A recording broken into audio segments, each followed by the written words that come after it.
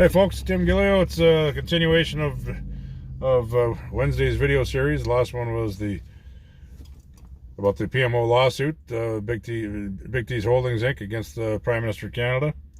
How that concluded. Unfortunately, the video feed kind of ran out quick when we ran out of power there.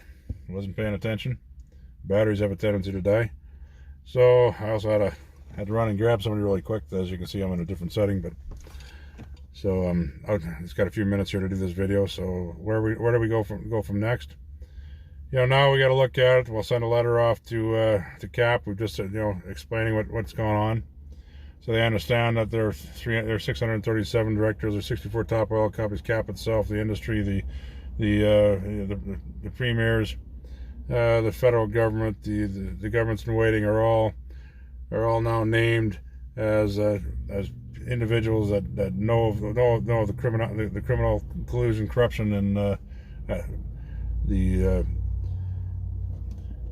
advent of the safety issues, that they can no longer hide their liabilities, that they're all exposed. The liabilities are exposed to all of them now.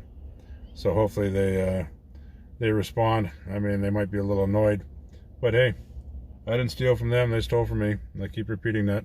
They stole from us.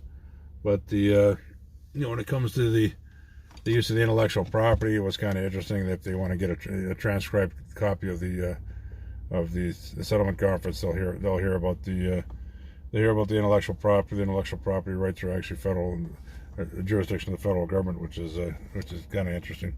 That means by going to Mr. Bob Zimmer, who's the Conservative MP for our area, I'll estimate will be re-elected in a landslide like normal. So, we look at him and that content. He's going to be hopefully in a position to work this out, to help out with this, ending this safety issues that are going on.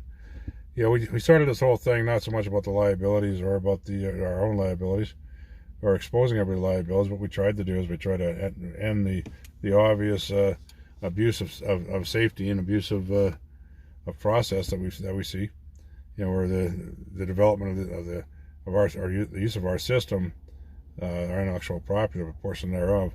That's the nice thing about intellectual property laws or copyright laws, is that the music industry has done wonders. You use one note in a certain sequence, and it doesn't matter what the song's all about.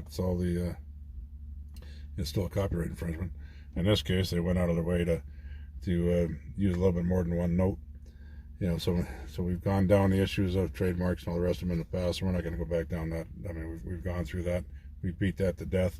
I'm pretty confident we can stand up in court with that one. So now we have an issue over, nobody wants to contest. Nobody's contested to this day, that is their intellectual property. Nobody's contested that they've stolen it. Nobody contested that they're a bunch of criminals. Instead, what we have is, what they don't like is now we've exposed them to their liabilities, so the gig's up. One of you guys gets hurt at work, right? Somebody gets killed, something blows up, something goes wrong. You want a little bit of defense for yourself. It's simple enough. Just go get a copy of the file number 227760, right? And Dawson Creek Registry. Submit that to your lawyer. Ask your lawyer to go over it, and guess what? None of it was. The court hasn't made a decision about any of the accusations in there.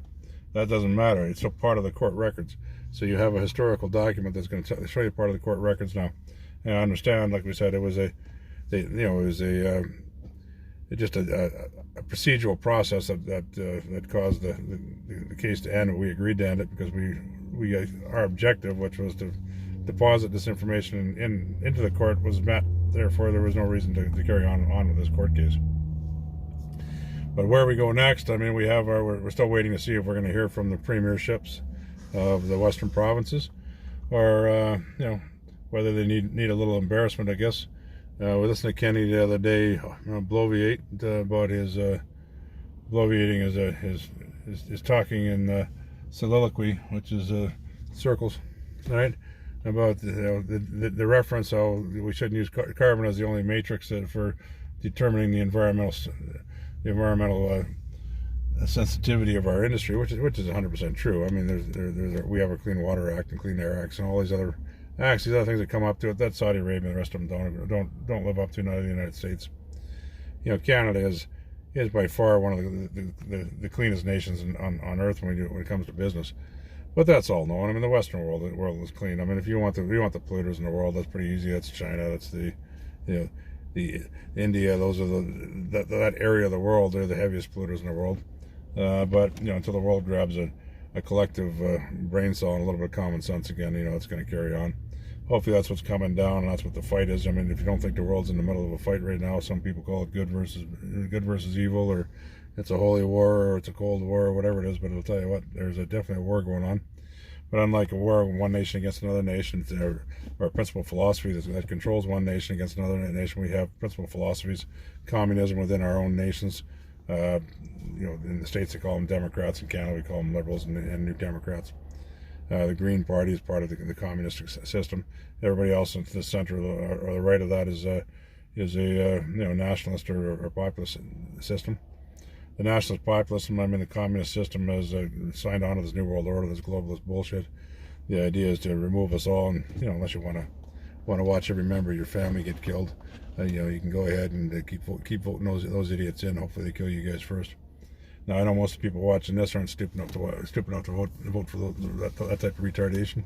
Most of the people that I attract are very intelligent people who want to move forward with it. And what we're trying to move forward here is, we'll write a letter to CAP. We'll write a letter to their board this time. Give them an opportunity to see if they want to respond. You know, their offering memorandum expired on the 15th, so you know, basically the last page of the offering memorandum did warn them not to fill it out because it was originally it was more for information. We'll put in the upgrades to it, send them off the upgrades, and from there we'll send it one to CAP. You can go through CAP, Canadian Association of Petroleum Producers. They can dictate if they want who's going to get in, who's going to get out. It doesn't really matter at this point. I mean, I'm tired of it. You know, we'll see what happens after the election. But at this point, if the industry, I'm not happy with how many people are signing up on this petition. By now, we should have seen 20,000 people in my eyes. And if the people watching this aren't willing to share this information, share these videos, sign these petitions, I'm not interested in a class action suit to look after their own rights. You know, then I don't know why I bothered destroying my company and destroying my health and my own family trying to help you people. It's because none of you people are worthwhile. So if you're not worthwhile, then I'll tell you what is worthwhile. The industry has it correct, and I want you to understand that. And if I don't start getting a response, then the industry has it correct, and what you people need is you seem to enjoy extortion. So here's how we're not gonna extort you. What we're gonna do is we're gonna take what the industry does to extort you, which is force you to buy into these clerical safety programs. You that own the companies, you that work for these companies. We're just going to insist that they pay their dues, right? We've already assessed the price. The industry's agreed to it. It's $35,000 a year. Well, you know, if we only go back 10 years for everybody, you've been a company around for 10 years. That's $350,000. You better come up with it real quick. Now I know she's been tough, and the industry wants to scale up, and they've already, their clerical safety horse shit doesn't allow them to scale up. So we've already discussed how that leads into the loss of profitability. Where the profitability creates a challenge under NAFTA Chapter 11, which is still in play. So as we've exposed that to the American government. The American government shortly, I mean, I'm getting testy here because they're waiting on them again. Shortly, let's get around to getting this D-class done, this FISA shit done. Let's start seeing the arrests and start seeing people's heads roll, because in Canada here, you can say that's the U.S. is Canada. Canada, we're 95% connected to it. So if the U.S., if you have 100 people lose their heads, in Canada, you're only going to have 95. Guess what? I can pick you 95. As a matter of fact, I got a list of 637. I have a funny feeling that you can find a few people on that list who need their heads cut off.